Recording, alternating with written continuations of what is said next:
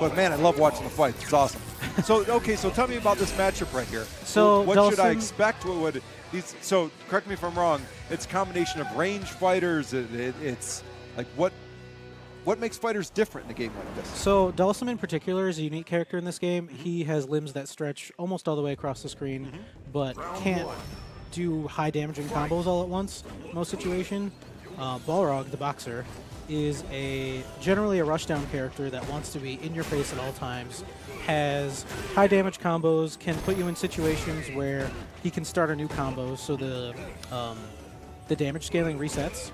So if you get hit in a longer combo, each successive hit will do less and less, so that basically you don't die all at once in one combo. So to me, that sounds like in the shooter world, it's a tank versus sniper type of thing. Kind of. Fighter versus. I would say it's more like a mobile SMG character versus a sniper. Gotcha. Because while Balrog does have a lot of, he has a lot of health and a high stun value, he doesn't have a lot of defensive tools. Gotcha. So like he doesn't have a move that's invincible on its startup to get characters off of him.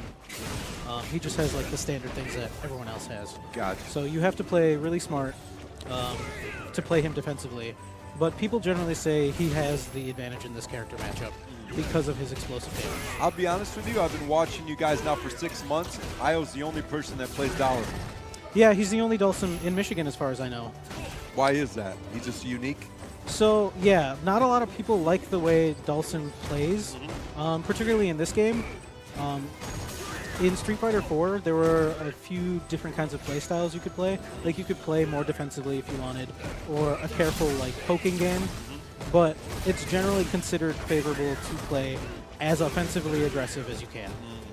Because there's not a lot of defensive mechanics, it's easier to open people up and get combos. So is he considered a lower tier character? Dhalsim definitely is right now, yeah. Okay. Some people joke and say that he's broken, but because they have a hard time getting in, and Io taking the first game. Good work on him.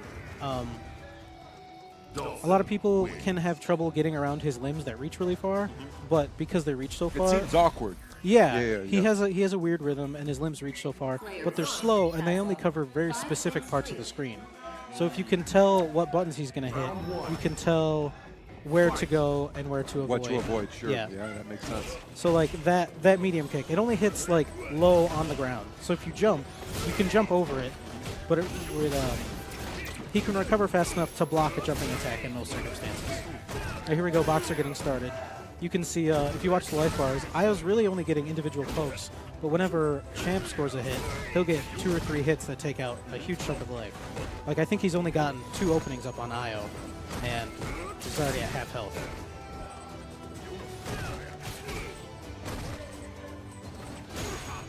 Particularly in this game, no one really wants to be in a corner. The attacker definitely has the advantage in the corner because... Like a real fight. Yeah, you can't back up to get more space for yourself. Very smart by Io sliding to avoid the EX dash punch. I believe it can low profile that punch. You can't low profile that low. So good job on Champ for recognizing that he would try to slide. Round 2. Fight. Oh, I just noticed, too, in the chat, here's an advantage of running on Smash. People can follow the brackets in real time, which is awesome. Yeah, we used to do brackets on Mondays at a different bracket website, HighScoreLounge. I don't know if you're familiar with it. Yeah, absolutely. Yeah. But we've been having some internet problems at Plum. So Jason... That's tricky, yeah. Yeah, so Jason will just do it on... Hold on, give me 1 second. Sure.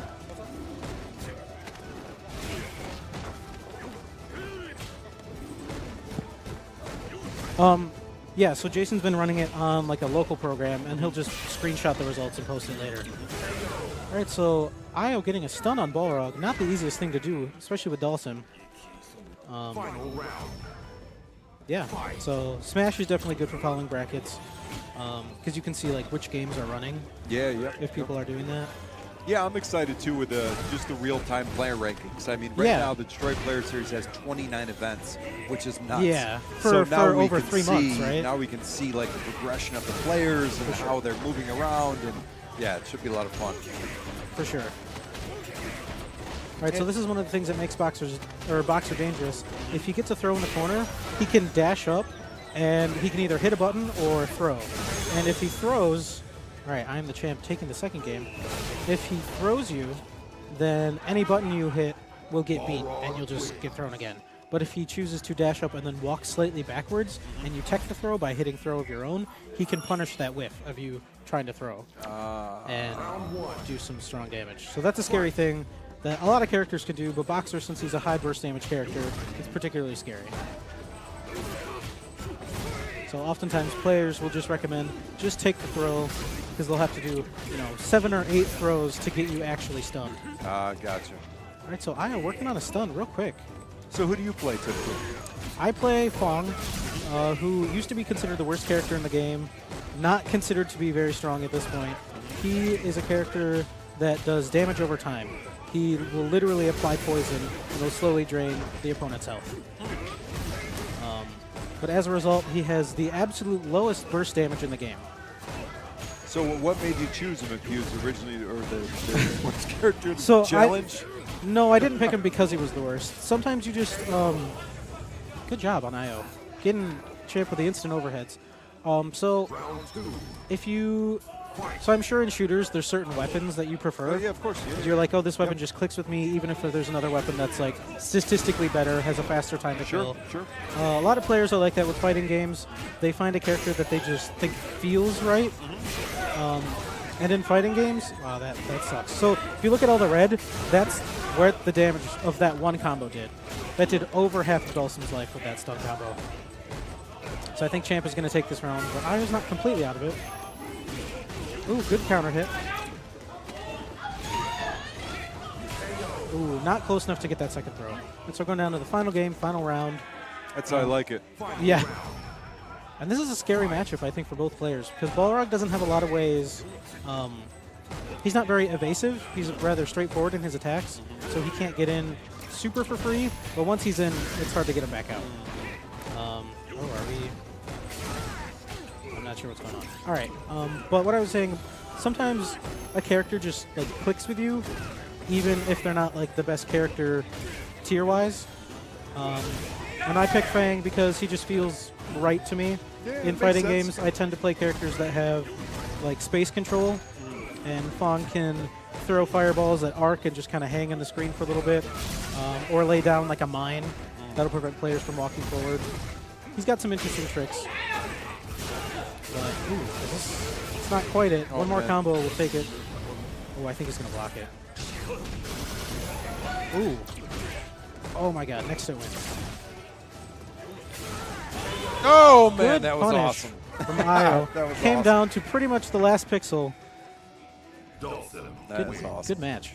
Yeah, absolutely. Both players can rewatch that and learn something from it, because there was lots of adaptation going on. Yeah, so this is the kind of things, the different matchups of characters.